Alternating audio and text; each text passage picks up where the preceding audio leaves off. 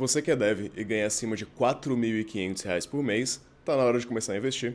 Vem fazer parte da UVP, a maior e melhor escola de investimentos do Brasil. Link na descrição. Eu vou contar um pouco da minha carreira como desenvolvedor de software ao longo dos últimos 10 anos, um pouco mais, e eu vou tentar ser o mais sincero possível sobre o que eu fiz, o que funcionou pra mim, como foi a minha carreira e as mudanças que a gente viu nesse tempo. Eu acho que na nossa área eu vejo que falta um pouco dessa conversa sincera de como foi, do que eu tava preparado, onde é que eu tive sorte, onde é que eu acho que foi mérito meu, que as pessoas que chegam num patamar que muitas pessoas querem chegar, por exemplo, eu cheguei em 2022 no ponto em que eu tava trabalhando pra gringa, eu continuei trabalhando pra gringa desde então, é algo que muitas pessoas querem, mas eu acho que falta um pouco de sinceridade mesmo, de contar como é que foi a história mais direitinho, de tentar explicar o passo a passo, porque eu vejo que tem muito FOMO na nossa área, tem muitas pessoas querendo cortar o caminho, tem muitas pessoas querendo se vender como algo que talvez elas não sejam. Eu entrei na faculdade em 2014 de Sistemas de Informação, eu cursei UFSC, né, Universidade Federal de Santa Catarina, lá em Florianópolis. Na época eu morava com os meus pais, e no meu primeiro estágio na área eu tava ganhando R$ 800 trabalhando pro Sesc. Depois disso, depois desses R$ 800, que é claro, morando com os meus pais é a única maneira de se sustentar, eu fui bolsista também na UFSC ganhando R$ 396. O curso de Sistemas de Informação era noturno, então eu tinha a possibilidade de trabalhar durante o dia e estudar durante a noite e não precisar pagar minhas próprias contas. Depois de ser bolsista na UFSC, eu tive um pequeno detour onde eu trabalhei num escritório ligado a XP Investimentos e lá eu ganhava R$ 750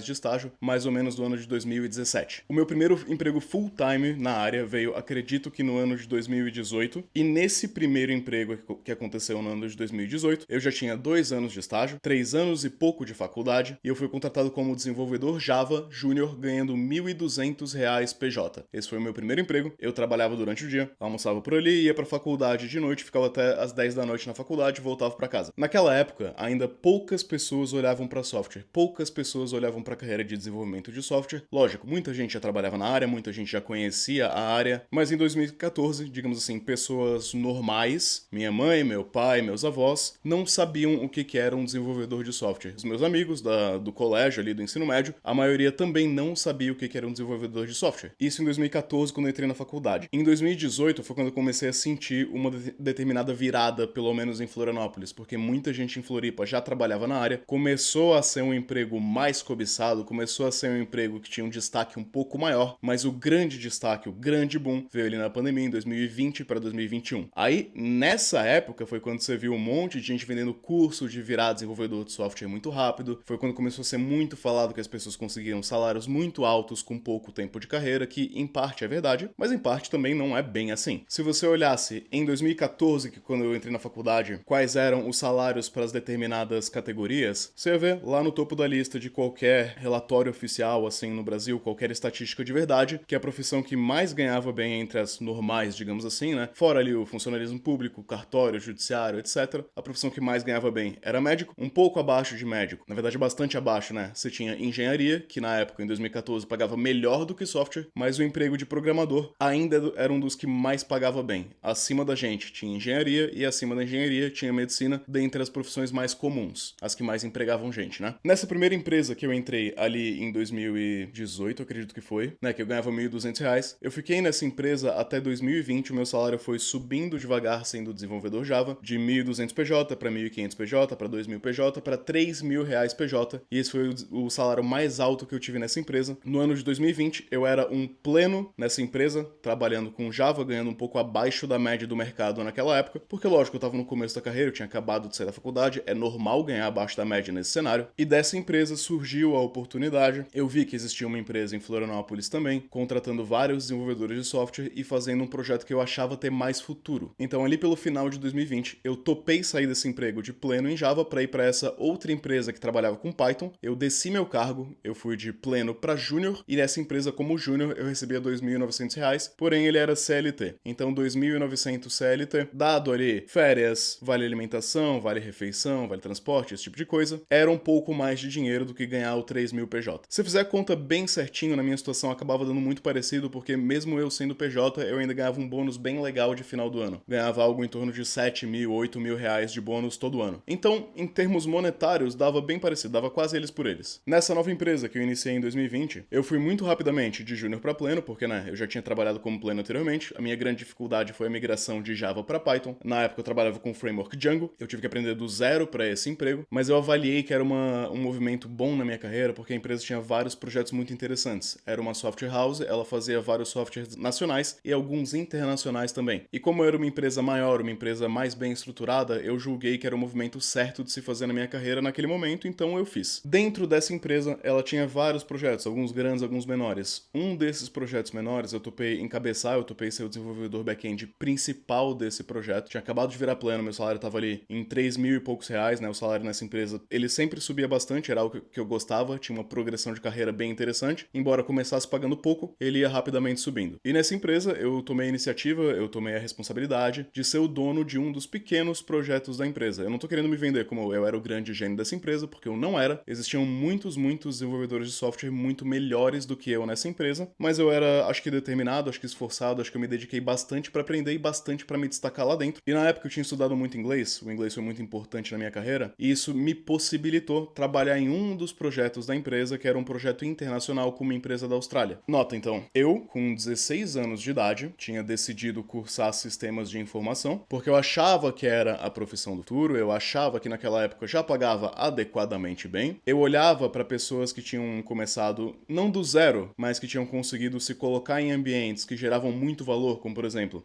o Facebook foi iniciado dentro de um quarto na Stanford. O Mark Zuckerberg se tornou uma das pessoas mais ricas do mundo trabalhando com software, mas não só isso.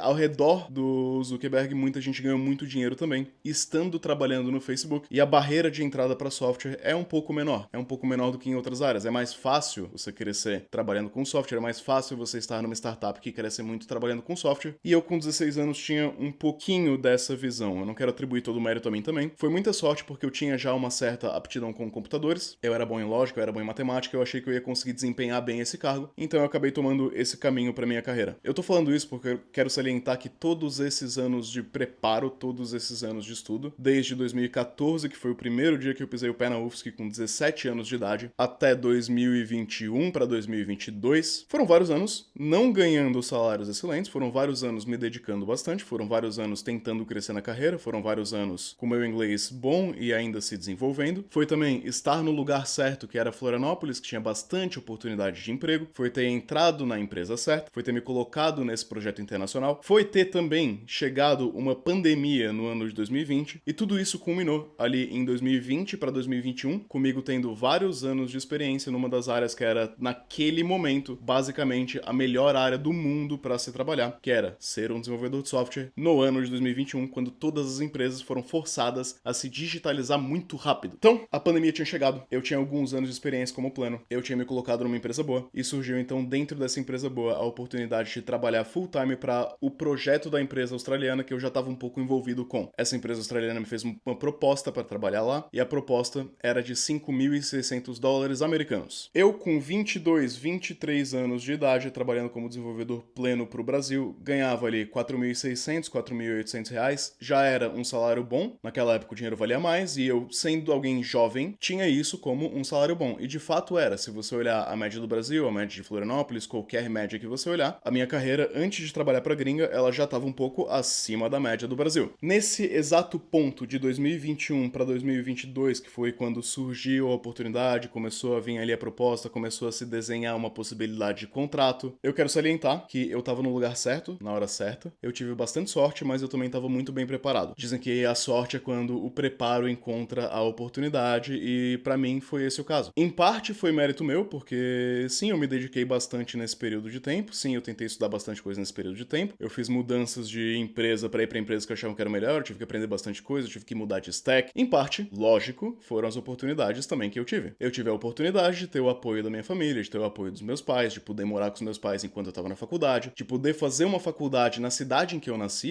em Florianópolis, eu fiz a UFSC. Não foi nem um pouco difícil para minha família me manter enquanto eu estava na UFSC, enquanto eu estava estudando, enquanto eu estava fazendo os meus estágios. Então, nesse exato ponto de 2022, e se você olhar, eu tomei a decisão, eu prestei o vestibular, eu fiz o vestibular em 2013, se passaram Levaram 9 anos até 2022 para eu conseguir o meu salário de $5.600 para uma empresa internacional e, inclusive, era uma empresa um pouco arriscada. Porém, $5.600 dava quase R$30 mil e eu tava ganhando esse salário com 23 anos de idade. Um pouquinho mais, né? 24 para 25 anos de idade, vai. Desses R$30 mil, mais ou menos R$5 mil iam para imposto. Eu era PJ, né? PJ, exportação de serviço e tal, o imposto não é tão alto, o imposto no Brasil é bem baixo para esse cenário. Muito menos imposto do que basicamente qualquer profissão, muito menos imposto que na CLT, você acaba ficando com muito dinheiro líquido. Então, R$25 mil líquidos, mas nesse ponto também, durante a minha faculdade, eu te falei que eu trabalhei ali no escritório da XP Investimentos, e desde o meu início, desde os meus primeiros estágios, eu já investia uma pequena parte do meu pequeno dinheiro, lógico, possibilitado pelo fato de que eu morava com os meus pais, e também guiado por um interesse próprio, de acreditar que eu investir ia ser sempre bom para mim, que eu ia fazer o dinheiro gerar mais dinheiro, que eu ia conseguir criar uma reserva de emergência, que eu ia conseguir utilizar esse dinheiro para ir para fora do país, para fazer um curso, para fazer um mestrado, para fazer um doutorado se eu quisesse, para abrir minha própria empresa se eu quisesse. Então eu fui sempre investindo e sempre construindo uma base de investimentos, não só em termos de conhecimento, mas também em termos práticos, né? Eu tinha a prática de investir, eu tinha o emocional para investir, eu treinei a minha habilidade ali de conseguir investir todos os meses, e quando surgiu essa oportunidade, eu já tinha a cabeça, o conhecimento financeiro e, digamos assim,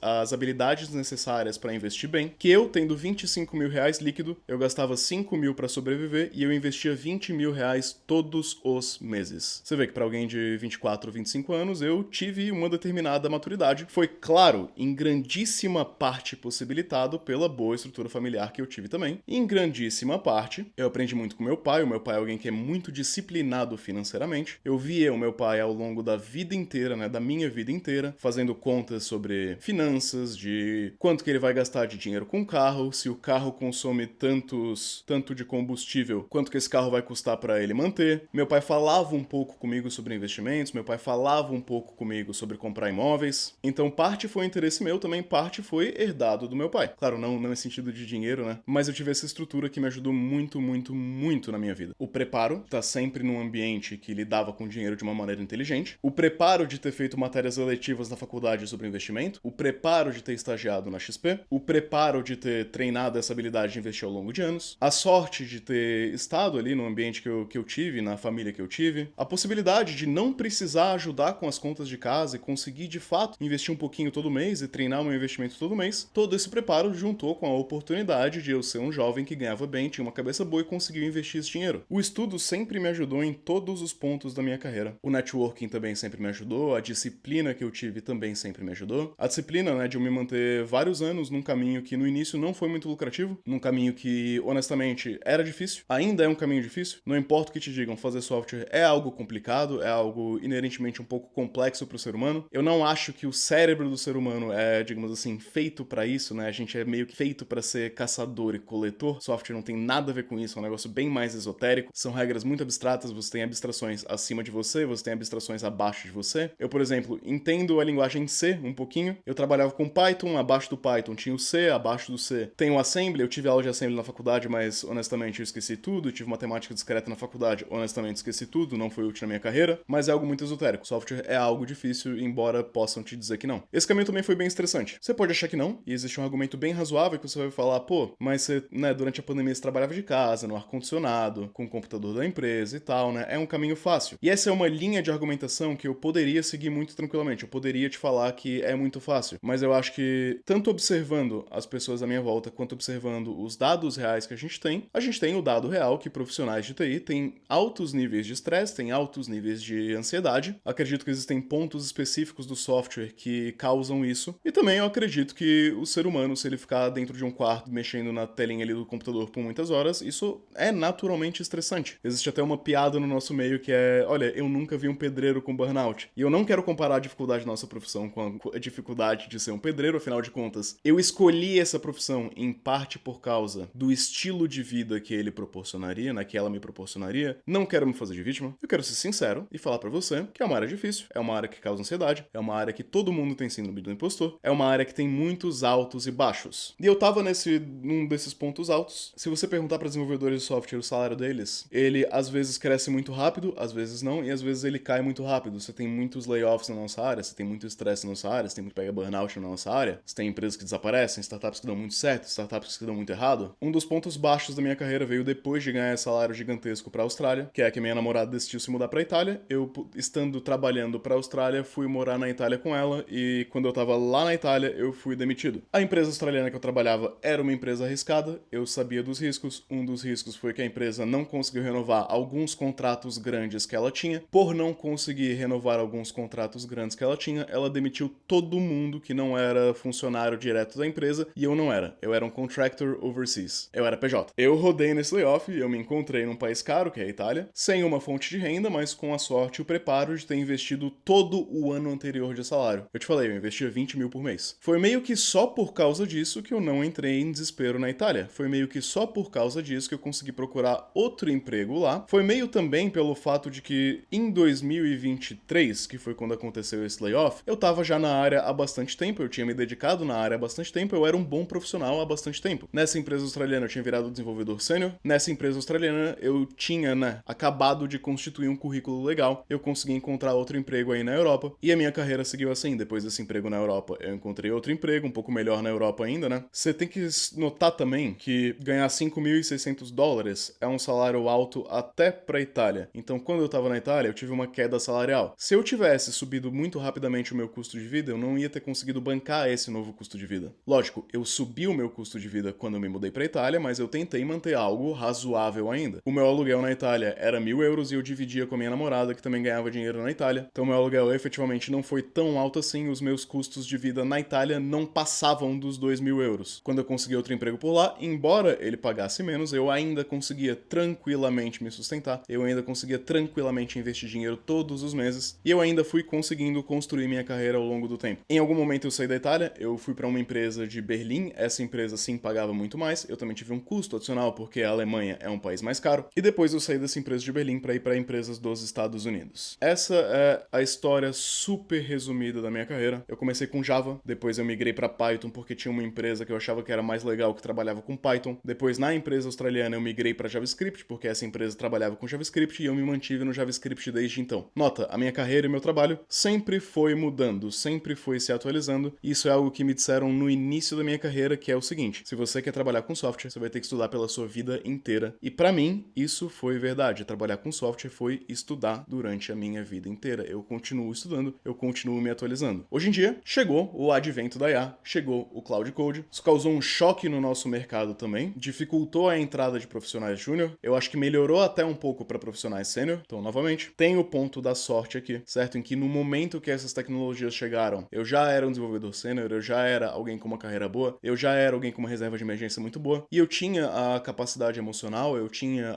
a inteligência, eu tinha o mental necessário para lidar com essas constantes mudanças e constantes flutuações da nossa área, que também é um ponto importante para você notar. Hoje em dia, com IA, o meu trabalho continua mudando. O trabalho de todo mundo continua mudando, você vai ter que estudar pelo resto da sua vida. E hoje em dia, eu tenho dedicado os meus estudos a aprender mais a lidar com a IA, tenho aprendido mais sobre negócios para tentar fechar o gap que eu tenho de conhecimento de negócios, de conhecimento empresarial, para tentar continuar agregando valor, para criar workflows com IA que se adequem para as empresas que eu trabalho. Não houve, durante a minha carreira, um grande plano super estruturado que eu fui seguindo à risca. Eu fui ajustando conforme o tempo foi passando, eu fui ajustando conforme as oportunidades foram aparecendo e sumindo, eu fui sempre tentando me adaptar àquilo que eu via à minha volta, eu fui sempre tentando me adaptar àquilo que eu achava que era uma lacuna minha. Eu, em parte, sim, me comparava com as pessoas ao meu redor para entender o que elas têm que fazem elas ter mais sucesso do que eu e o que eu não tenho, o que eu preciso aprender. Eu olhava para os desenvolvedores sêniores do meu lado e eu falava, cara, esse cara é muito bom. O que torna ele muito bom? O que torna ele muito melhor do que eu? É o conhecimento? É o conhecimento de quê? Esse cara se comunica muito bem, ele documenta muito bem. O que ele faz no trabalho dele que torna ele alguém tão valioso para a empresa que eu não consigo fazer também? Mas sempre existiu um certo norte, alguns certos princípios. No início talvez tivesse um pouco nebuloso na minha cabeça, porque eu era muito jovem, eu escolhi muito jovem. Eu tive a sorte de também, muito jovem, ter escolhido algo que foi promissor, algo que deu certo, algo que me levou para uma carreira boa, mas eu sempre acreditei que software era valioso, que software ia ser mais utilizado no futuro e que aprender a fazer mais software, mais rápido, com mais qualidade, era um bom caminho a se trilhar. Eu sempre tive isso como um princípio. O Mark Andreessen, lá nos anos 2000, falou que software ia engolir o mundo. Ele escreveu um artigo muito famoso chamado, acho que é Software is Gonna Eat the World,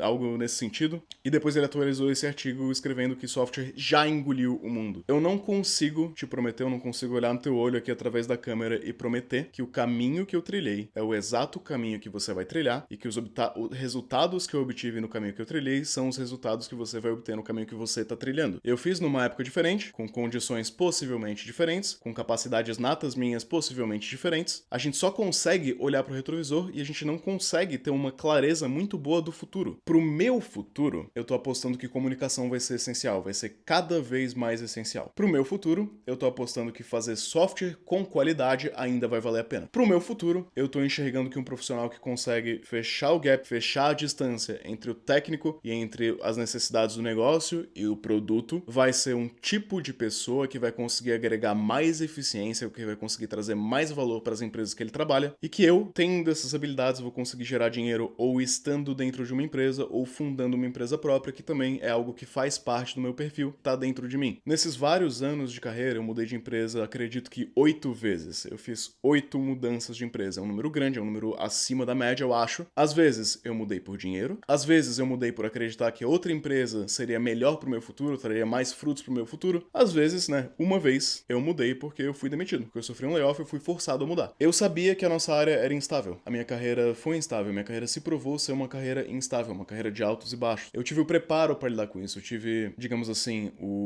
as condições psicológicas, o perfil necessário para lidar com esse tipo de coisa. Tive também sorte, que em alguns momentos eu dei bastante sorte de conseguir capturar uma oportunidade. Eu também tive sorte até quando as coisas deram errado, que sempre que as coisas deram errado para mim, elas não deram muito errado e não deram muito errado por muito tempo, e eu tava preparado para lidar quando as coisas dessem errado. Em 2023 para 2024, eu comecei a construir minha marca pessoal na internet, porque eu queria solidificar mais a minha carreira. Eu acreditava que isso ia melhorar minha comunicação, eu acreditava que isso ia me posicionar melhor no mercado, eu acreditava que isso ia talvez facilitar um futuro no empreendedorismo que eu acreditava que talvez eu tivesse. Ainda acho que eu vou ter, né? Na verdade, tenho certeza que eu vou ter. Eu achava que naquele momento da minha carreira, já estando trabalhando como sênior para fora do Brasil, criar um bom networking internacional, criar uma marca pessoal forte fosse algo importante para mim. A conclusão dessa conversa não vai ser prescritiva. Eu não vou conseguir prescrever para você o que você deve fazer. Eu não sou você, eu não tô na sua posição. O máximo que eu posso tentar, e eu saliento, o máximo que eu consigo tentar fazer é tentar te mostrar como foi o meu caminho, é tentar ser o mais sincero que eu consigo aqui com o que deu certo para mim, o que foi a minha realidade, quais foram os meus diferenciais, quais eram as minhas aptidões, tentar te explicar o que eu acho que foi mérito meu, o que eu acho que foi sorte minha, e tentar explicar o racional por trás das decisões que eu tomei para tentar te ajudar a tomar decisões boas pro seu futuro. As pessoas de muito sucesso, elas tomam decisões baseadas em algumas heurísticas. Por exemplo, Warren Buffett, hoje com 90 anos, um dos maiores investidores de todos os tempos, nasceu nos Estados Unidos e ele tem um mantra há muito tempo que é Never bet against America. Nunca aposte contra a América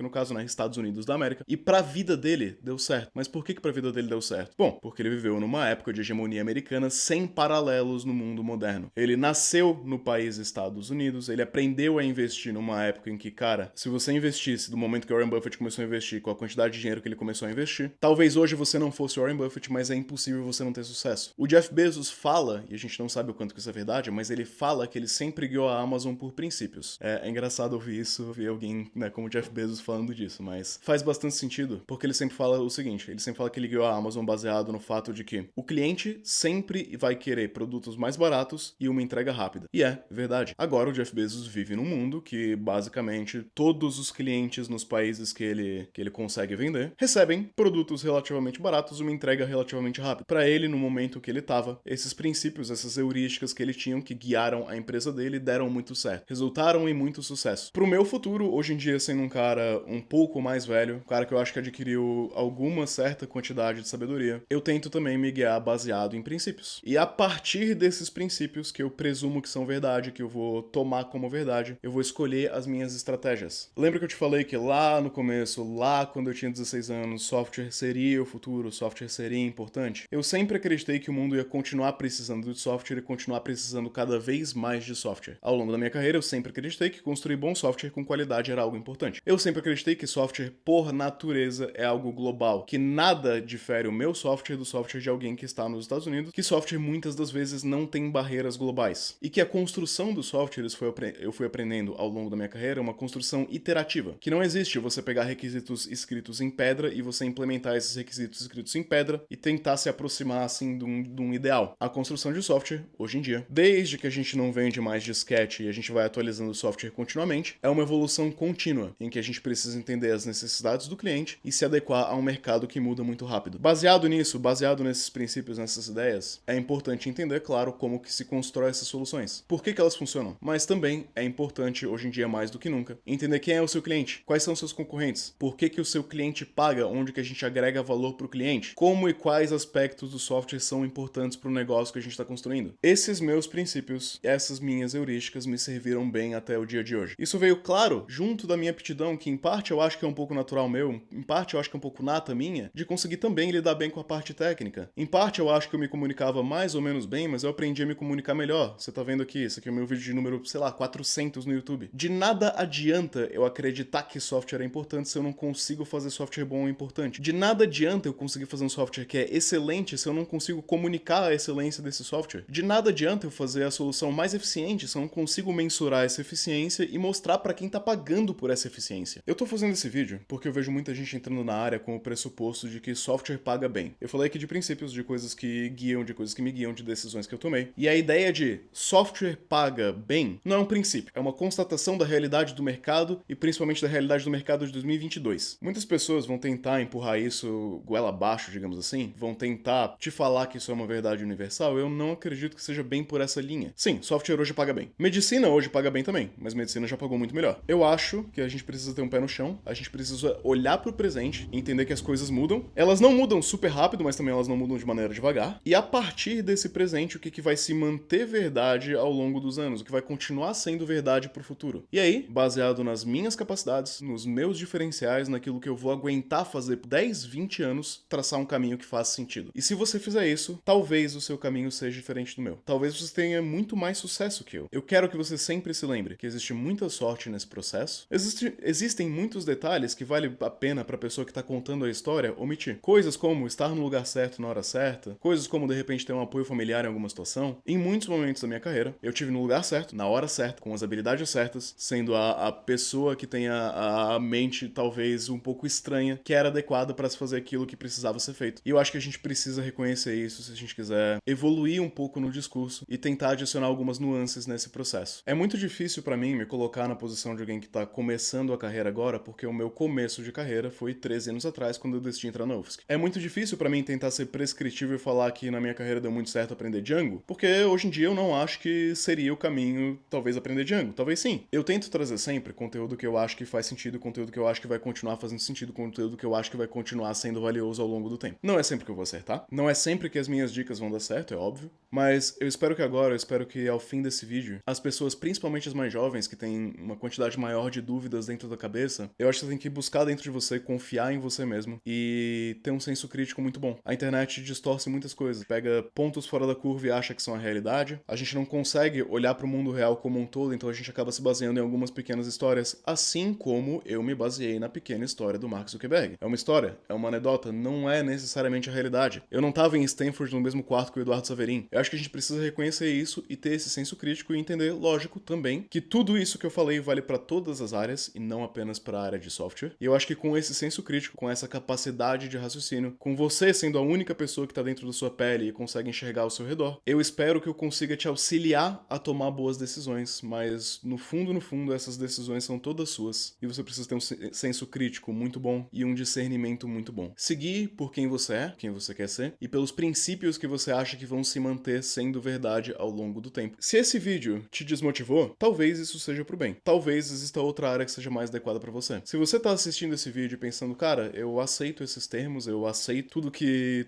você falou faz sentido pra mim, de repente você tá no caminho certo. E lembra, é um caminho que é difícil. É óbvio que é um caminho que é difícil. Se fosse um caminho fácil, estaria todo mundo trabalhando pra empresas dos Estados Unidos ganhando 5, 10, 15 mil dólares por mês. Se fosse fácil, todo mundo faria. Não é fácil, mas se eu tiver que ser sincero e tentar abstrair o máximo possível daquilo que deu certo pra mim, tentar me ater a princípios que devem se manter verdade pro futuro, eu sinceramente acho que vale a pena. E é claro, cabe a você concordar ou discordar de mim.